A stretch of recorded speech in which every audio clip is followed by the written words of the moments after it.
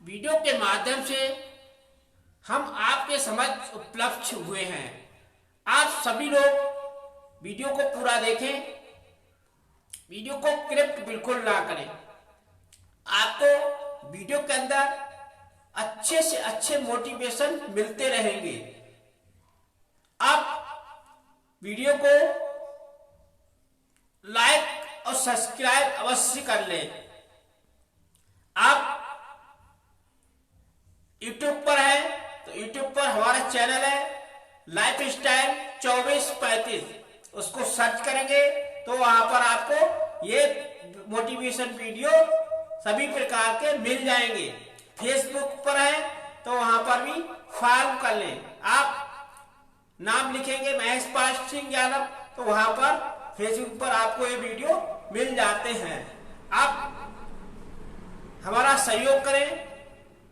आज आपके लिए हम कुछ ऐसा तथ्य बताने वाले हैं जो आपके जीवन में गुरु का क्या महत्व है, वो मोटिवेशन आपके सामने लेकर हम उपस्थित हुए हैं। तो आप वीडियो को पूरा देखें और शांति के साथ देखें। आप इस वीडियो को अपने परिवार में भी देख सकते हैं। वीडियो के अंदर कोई ऐसा खेद नहीं है जिससे आपको देखने में कोई प्रॉब्लम खड़ी हो। हम आपको ऐसे मोटिवेशन वीडियो आपके जीवन में लाते रहेंगे जिससे आपके बच्चों को और आपके परिवार में मोटिवेशन का गाइडलाइंस अच्छा मिले, आपके भविष्य में गाइडलाइंस का प्रोत्साहन रहे। चलिए शुरू करते हैं। गुरु बनने का अधिकार किसको है? आपको मालूम होना चाहिए गुरु किस प्रकार का होना चाहिए। हमें गुरु अच्छे संस्कार वाला होना चाहिए जो हमको अच्छा आयम यानी गुड आयम दिखाए, जो लक्ष्य की तरफ ले जाए। ऐसा गुरु नहीं होना चाहिए जो स्वयं ही अपने आप को भगवान मानने लगे और शिष्य को टार्चर करे, उससे अपना काम करवाए, अपने शरीर की मालिश करवाए। ऐसे गुरु की सेवा शिष्य को फायदेमंद साबित नहीं होगी। इससे शिष्य कोई लाभ नहीं हो पाएगा, वह भविष्य में कुछ नहीं कर पाएगा और ना ही भगवान को प्राप्त कर पाएगा। तो गुरु की महिमा गोविंद से भी अधिक की गई है। गुरु को हमने देखा है कि हर रामायण हो या कृष्ण भगवान ने भी गीता में कहा है कि गुरु भगवान से भी बढ़कर है। अगर भगवान और गुरु दोनों खड़े हो तो सबसे पहले हमें गुरु के पैर छूना चाहिए। इसीलिए गुरु की महिमा सबसे बड़ी मानी गई है। शिष्य का उदार हृदय हो कर सके तो भागवत गीता में कहा गया है गुरु नर सा स्वस्तचरो ना सा श्याम स्यात् पिता ना सा स्याजनी ना सा स्यात् दैवेना ततंतम पतिश्चा ना बेचध्या ना सबृत्यभम। जो समीप आई हुई मृत्यु से नहीं छुड़ाता वह गुरु नहीं है। यानी आपके पास मृत्यु आ गई, आपको मौत आ गई, आप मरने की कगार पर है और गुरु आपका सहयोग नहीं कर रहा तो वह गुरु वास्तविक गुरु नहीं। आपकी मौत आपको कोई घेरे खड़ा है और आपका गुरु आपको छोड़कर वहां से भाग जाता है तो वह वास्तविक गुरु नहीं है, वह एक ढोंगी और मक्कार है जो आपको बचा नहीं सकता। तो आपका गुरु ऐसा होना चाहिए कि आपके सामने मौत आ जाए तो उस मौत को अपने शरीर पर ले ले और आपको से बचाने की पूरी कोशिश करे। ऐसे गुरु को आपको अपनाना चाहिए। ऐसे गुरु को ना अपनाएं जो आपको छोड़कर भाग जाए। ऐसे ऐसे गुरु को कभी भी ना अपनाए।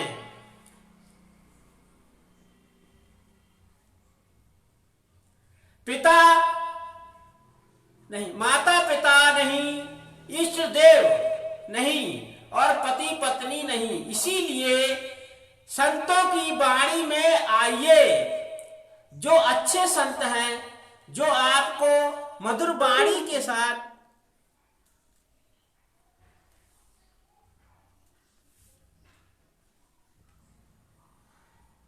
जो अच्छे संत हैं, आपको मधुर वाणी के साथ आपका गाइडलाइंस करते हैं और शिष्य के कष्ट को अपने शरीर पर धारण करते हैं, वही वास्तविक गुरु है। चौथे पद में चिन्ह बिना शिष्य करो मत कोय। तात्पर्य यह है कि जब तक अपने में शिष्य का उद्धार करने की ताकत ना हो तब तक कोई गुरु मत बनो। कारण कि गुरु बन जाए और उद्धार ना कर सके तो बड़ा दोषी गुरु होता है, उसको दोषी गुरु बोला जाता है। आपको हर शिष्य का धन सोके ना, हर साई सो गुरु घोर नरक में जाई। यानी जो गुरु शिष्य को सही राह नहीं दिखाता है वह गुरु नरक में जाता है। वह घोर नरक में इसीलिए पड़ता है कि मनुष्य दूसरी जगह जाकर अपना कल्याण कर लेता है, पर उसको अपना शिष्य बनाकर एक जगह अटका दिया। उसको अपना कल्याण करने के लिए मनुष्य शरीर मिला था, उसमें बड़ी बाधा लगा दी। जैसे एक घर के भीतर कुत्ता आ गया तो घर के मालिक ने दरवाजे बंद कर दिए और घर में खाने को कुछ भी नहीं छोड़ा। जब तक कुत्ते को वहां तो खाने को मिलेगा नहीं और दूसरी जगह जा नहीं सकता। ये दशा आजकल चेलों की होती है। गुरुजी खुद को तो चेले का कल्याण कर सकते नहीं और दूसरी जगह जाने देते नहीं। आपने देखा होगा कि आजकल के गुरु क्या करते हैं, चेले को अपने बस में कर लेते हैं और उनसे पूरी तरह से काम लेते हैं। कहीं पर भी जाते हैं तो चेले को बंधन में डालकर चले जाते हैं, जिससे चेला परेशान होकर वहां से भागने की कोशिश करता है। तो ऐसे गुरु के साथ कदापि ना रहें। वह कहीं और चला जाए तो उसको धमकाते हैं कि मेरा चेला होकर दूसरे के पास जाता है। श्री करपात्री जी महाराज कहते हैं कि जो गुरु अपना शिष्य तो बना लेता है पर उसका उद्धार नहीं कर पाता, यानी वह गुरु जो अपना शिष्य तो बना लेता है परंतु उसका उद्धार नहीं कर पाता, उसको सही से मोटिवेशन नहीं कर पाता, वह गुरु व्यर्थ है। अगले जन्म में वह गुरु कुत्ते का रूप धारण करता है। जिस प्रकार से गुरु अपने शिष्य के साथ व्यवहार करता है वैसे ही गुरु का भी जन्म एक कुत्ते के रूप में होता है और शिष्य चीचड़ बनकर उसका खून चूसते हैं। शिष्य भी बिगड़ने लगते हैं और उसको जब वह कुत्ता बनता है तो शिष्य चीचड़ बनके उस गुरु को खून पीने लगते हैं। मंत्री दोषच्चि रजानम जया दोषम पति था ता प्रात्रोतर्थ संदेह शिष्य पावम गुरु प्रिय। यानी जिस प्रकार से मंत्री का दोष राजा को और स्त्री का दोष पति को प्राप्त होता है, उसी प्रकार निश्चय ही शिष्य का पाप गुरु को लगता है। दापदे स्वकृतम दोषम पत्नी पापम स्वतारे तथा शिष्य शिष्यार्जित पापम गुरु मानती निश्चितम, यानी जैसे स्त्री का दोष और पाप उसके स्वामी को प्राप्त होता है, स्त्री का दोष उसके का जो पाप होता है वो उसके स्वामी को प्राप्त होता है, जैसे ही शिष्य का वर्जित पाप गुरु को अवश्य ही प्राप्त होता है। एक संत के पूर्व जन्म की सच्ची घटना है। पूर्व जन्म में वे एक राजा के मंत्री थे, उनको वैराग्य हो गया तो वे सब छोड़कर अच्छे व्रत संत बन गए। उनके पास कई साधु आकर रहने लगे। राजा के मन में भी विचार आया कि इन मंत्री महाराज को ही गुरु बना लूं और भजन करूं। वे जाकर उनके शिष्य बन गए। आगे चलकर जब गुरुजी पूर्व मंत्री का शरीर शांत हो गया और उनकी जगह पर राजा को महंत बना दिया गया। महंत बनने के बाद राजा भोग भोगने में लग गया, क्योंकि भोग भोगने की पुरानी आदत थी। परिणाम स्वरूप वह राजा मरने के बाद नरक में गया। गुरुजी पूर्व मंत्री ऊंचे लोकों में गए थे। नरकों को भोगने के बाद जब उस राजा ने पूर्व जन्म लिया तब उसके साथ गुरुजी का भी जन्म लेना पड़ा। गुरुजी ने उनको पुनः भगवान में लगाया और शिष्य नहीं बनाया, प्रत्युत मित्र ही बनाया। उम्र भर के उन्होंने किसी को भी शिष्य नहीं बनाया। इस घटना से सिद्ध होता है कि अगर गुरु अपने शिष्य का उद्धार ना कर सके तो उसको शिष्य के उद्धार के लिए संसार में आना पड़ता है। इसीलिए गुरु इन्हीं को बनाना चाहिए जो शिष्य उद्धार कर सके। आजकल के गुरु चेलों को भगवान की तरफ ना लगाकर अपनी तरफ आकर्षित करते हैं। आजकल के बाबा या गुरु चेलों को अपनी तरफ आकर्षित करते हैं, जनता को अपनी तरफ आकर्षित करते हैं और अपने पैर छुआते हैं और किसी का भला नहीं करते हैं। वह जनता को लूटने में लग जाते हैं। उनको भगवान ना बनाकर अपना बनाते हैं। ये बड़ा भारी अपराध है। एक जीव परमात्मा की तरफ जाना चाहता है, उसको अपना चेला बना लिया। अब वह गुरु में अटक गया। जब वह भगवान की तरफ कैसे जाएगा?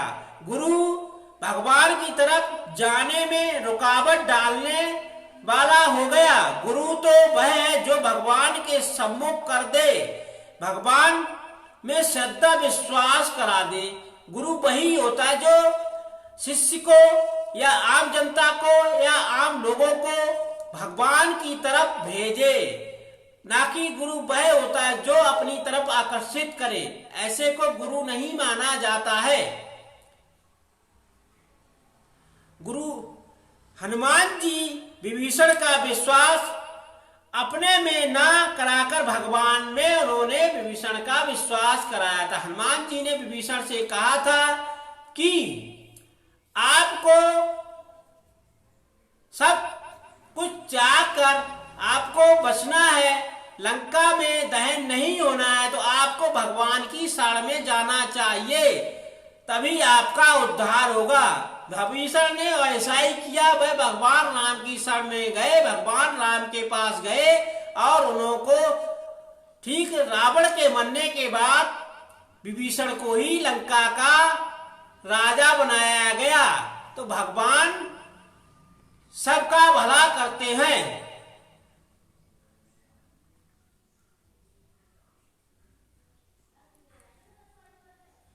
सुनो, अब यहाँ पर दुआ है, सुनो विभीषण प्रभु की रीति, करें सदा सेवक पर प्रीति, कहो कवन में परस कुलीना, कपि संचलन सभई विधिहीना। प्रात लेही जो नाम हमारा, तेहि दिन तहि मिलई आहारा। असम में अध्यम राग सखा संसोहु पर रघुवीर, कीने कृपा सिमिर सुन भरे विलोचन नीर।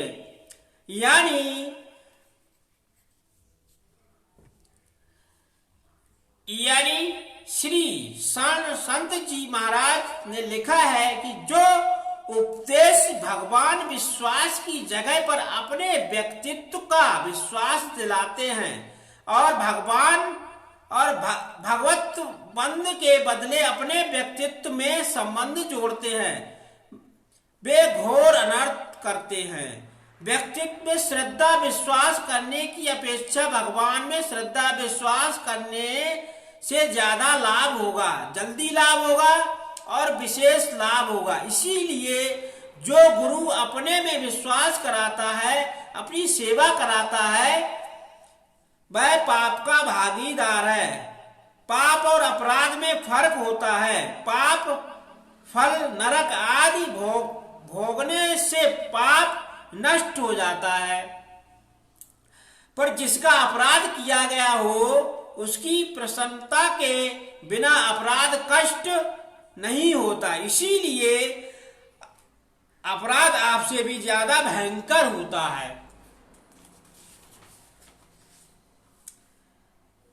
अपने नाम का जप कराता है, अपने रूप का ध्यान कराता है, अपनी पूजा करवाता है, अपनी जूठन देता है, अपने चरण धुलवाता है, वह पतन की तरफ से ले जाने वाला गुरु है।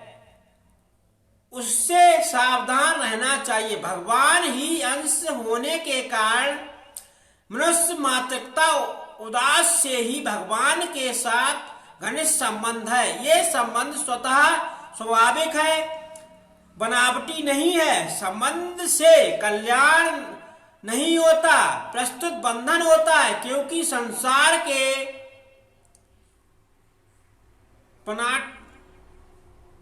बनावटी संबंध से ही हम बंधे हैं।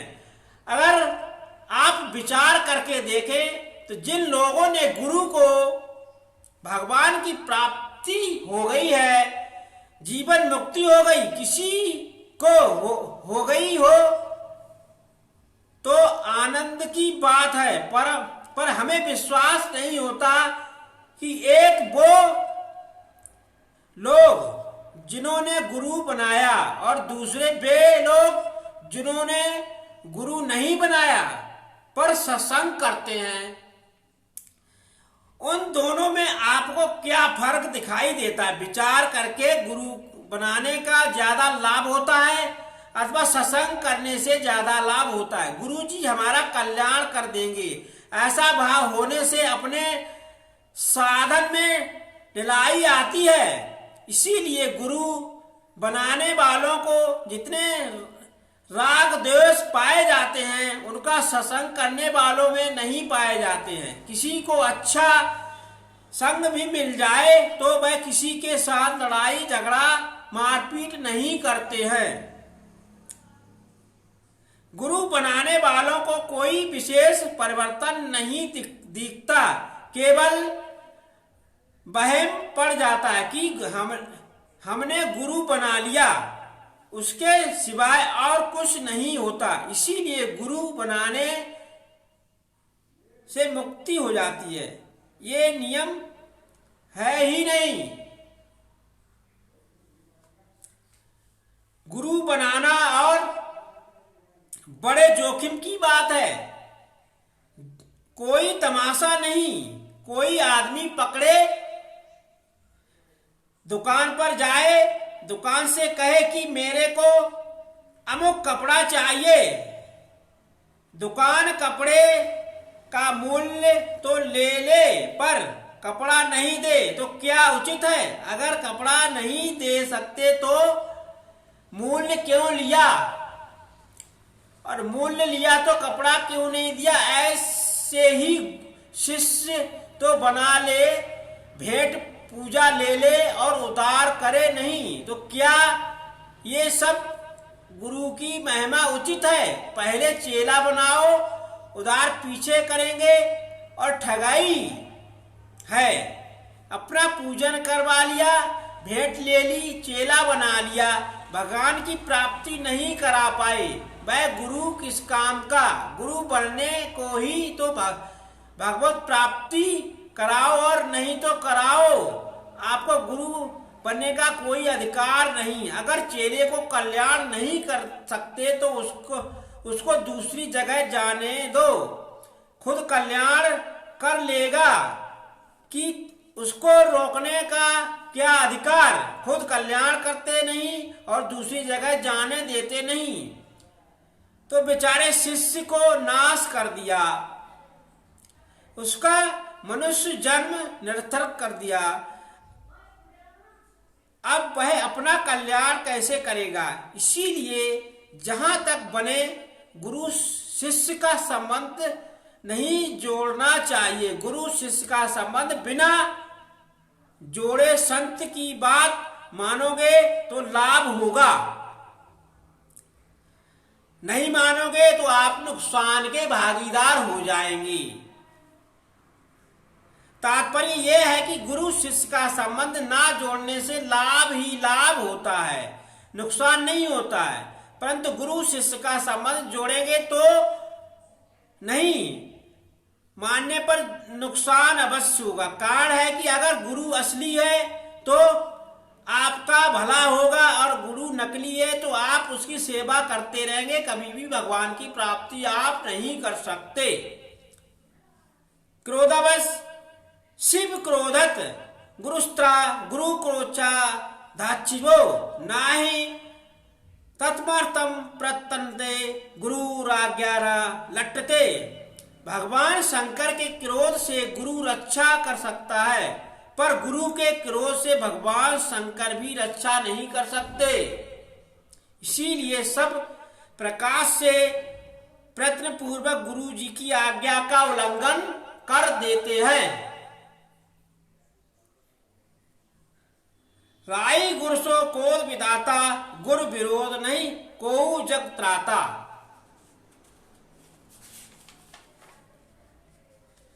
सच्चे गुरु वही हैं जो शिष्य को अच्छे मार्ग पर ले जाते हैं, अच्छे मार्ग की तरफ प्रदर्शित करते हैं और उनको सही गाइडलाइंस करते हैं, उनको भगवान की तरफ ढालते हैं, अपनी तरफ नहीं ढालते हैं। वही वास्तविक गुरु हैं। अगर नकली गुरु होगा तो वह अपनी सेवा करवाएगा, अपने हाथ पैर दबाएगा, अपने शरीर की मालिश करवाएगा, वह गुरु नहीं। वह गुरु एक ठगने वाला गुरु है जो शिष्य तो बना लेता है और उसको गड्ढे में डालने की कोशिश करता है, उसको गलत रास्ते पर भेजने की कोशिश करता है। ऐसे गुरु से हर इंसान को सावधान रहना चाहिए। ऐसे महात्माओं से इंसान को सावधान रहना चाहिए। जो असली महात्मा है वो जंगल में रहते हैं, वो कभी भी गांव की तरफ नहीं जाते हैं, ना ही इधर उधर भटकते हैं, सांसारिक मोहमाया से दूर रहते हैं और हर इंसान को सही राय देते हैं। वही वास्तविक महात्मा है। जो रियल महात्मा है वो मंदिरों में नहीं रहते हैं, वह जंगलों में रहते हैं, फल फ्रूट पत्ते खाते हैं और गांव की तरफ बिल्कुल नहीं जाते हैं। ऐसे महात्माओं को शेर सिंदूक चीतों से डर नहीं लगता, वो भगवान की भक्ति में लीन रहते हैं। वही रियल वास्तविक महात्मा है। आज के कलयुग के महात्मा कोई ऐसा महात्मा नहीं है जो देश हित के लिए अपने शरीर का बलिदान कर सके। पहले के महात्मा पब्लिक की हित के लिए, मानव के हित के लिए, जीव के हित के लिए अपने शरीर का बलिदान कर दिया करते थे। आज के युग में सभी महात्मा फ्रॉड हैं, सभी पैसा कमाने के लिए महात्मा बनते हैं। इन सभी को से हमें दूर रहना चाहिए। महात्मा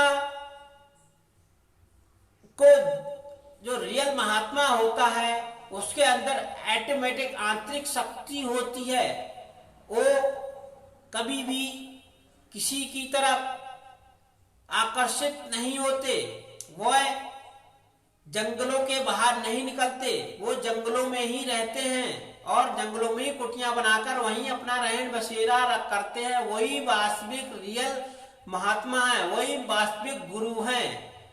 हम अपने माता पिता को गुरु मानते हैं, वही हमको प्रथम पाठशाला में उठना बैठना सिखाते हैं, चलना सिखाते हैं और खाना खाना सिखाते हैं, एक दूसरे से बात करना सिखाते हैं। वो हमारे वास्तविक गुरु हैं, हमारे पिता और माता ही वास्तविक गुरु हैं।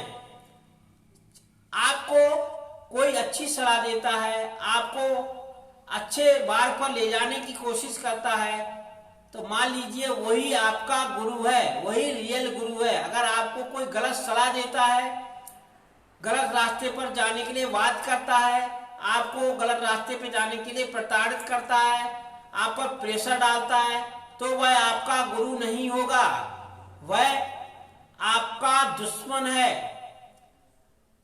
वास्तविक गुरु वही है जो परिवार में रहन सहन को मिलने के लिए बात करे, आपसी फूट को मेल मिलाप की तरफ आकर्षित करे और आपसी झगड़े को आपस में मिलाए, वही वास्तविक गुरु है। गुरु रियल गुरु वही कहलाते हैं जो अपने खून का एक एक कतरा जनता के हक के लिए दे दे, वही वास्तविक गुरु है। तो हमने आज आपको मोटिवेशन में यही चीज बताया कि हमारा रियल गुरु क्या है और रियल गुरु कैसा होना चाहिए, हमें किस प्रकार के गुरु के साथ रहना चाहिए और किस प्रकार के गुरु के साथ नहीं रहना चाहिए, हमें किस प्रकार का गुरु अपने जीवन में चाहिए, हमें किस प्रकार के इंसान के साथ रहना चाहिए और किस प्रकार के इंसान के साथ नहीं रहना चाहिए। ये सब मोटिवेशन आज आपको हमने वीडियो के अंतर्गत बताया। आप वीडियो को लाइक कर दें, शेयर कर दें, सब्सक्राइब कर दें। आप YouTube पर जाकर पूरा वीडियो देखें, तभी आपको इस मोटिवेशन का कुछ लाभ प्राप्त होगा। आप वीडियो को लाइक कर दें और अपने दोस्तों के साथ भी शेयर करें, जिससे उन्हें भी पता लगा कि वास्तविक गुरु कैसा होना चाहिए और हमें किस गुरु के साथ रहना चाहिए। आज के लिए मोटिवेशन में इतना ही। आप सभी के परिवार के लिए, हमारे नन्हे मुन्ने प्यारे बच्चों के लिए होली की हार्दिक हार्दिक शुभकामनाएं। बने रहिए वीडियो के साथ और देखते रहिए नए नए मोटिवेशन, नए नए लाइफ स्टाइल संबंधित वीडियो। लाइफ स्टाइल 24-35 पर जाकर आप सर्च करें और तुरंत वीडियो देखें। जय हिंद, जय भारत।